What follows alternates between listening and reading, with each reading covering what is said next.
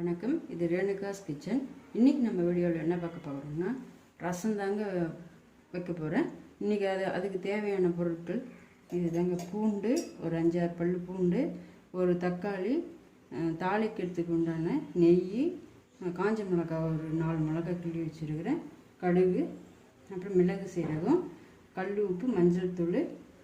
இது கடைசியாக போடுற பொடி, ரசப்பொடிங்க. கொத்தமல்லி, கருவேப்பிலை, பெருங்காயப்பொடி. நான் புளி ஒரு பெரிய நெல்லிக்காய் சைஸ் புளி கரைச்சி வச்சுட்டு இருக்கிறேங்க. இப்போ நம்ம இதெல்லாம் போட்டு அரைச்சிடலாம். கல் உப்பு, மஞ்சள் தூள், இது மிளகு சீரகம்.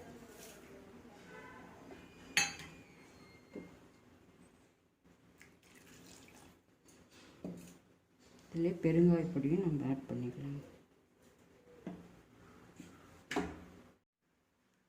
இது பாருங்கள், நம்ம அரைச்சி எடுத்து சேர்த்துட்டு நான் அப்படியே தாங்க வைக்க போகிறேன். இண்டக்ஷன் ஸ்டவ்வில் தான் வைக்க போகிறேன். அதுக்கு டைம் வச்சு விட்டுட்டு கொதிச்சிடும், அப்புறம் தாளித்து விட்டுக்கலாம்.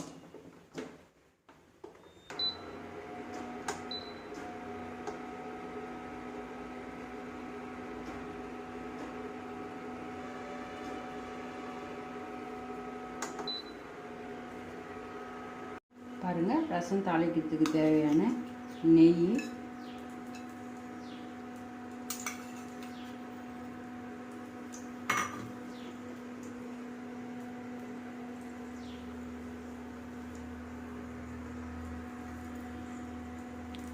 பாருங்கள் ரசத்துக்கு தேவையான 1 ஸ்பூன் நெய் விட்டுட்டேன்.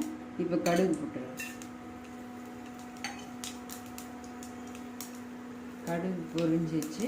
அடுத்தது மிளகாய் வச்சு எடுத்துடலாம்.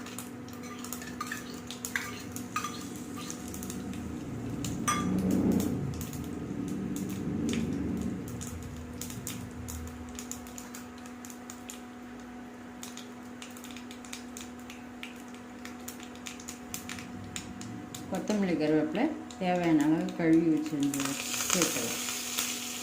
பாருங்கள், கொத்தமல்லி, கருவேப்பிலை எல்லாமே வதங்கி கடுகு பொரிஞ்சிச்சு. இப்போ இதை நம்ம பொரிக்கிற ரசத்தில் போட்டுடலாங்க. பாருங்கள், இப்போ தாளித்த பொருளை இதில் சேர்த்துடலாம்.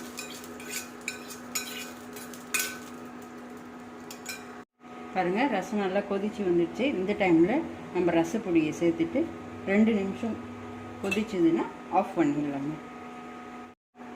ரசப்பொடி எப்படி செய்யறதுன்னு சொல்லி நீங்கள் கேட்டிங்கன்னா நான் அதை ஒரு தனி வீடியோவில் செஞ்சு காமிக்கிறேங்க. ரசம் கொதிச்சிச்சுங்க. நம்ம இப்போ ஸ்டவ் ஆஃப் பண்ணிட்டோம்.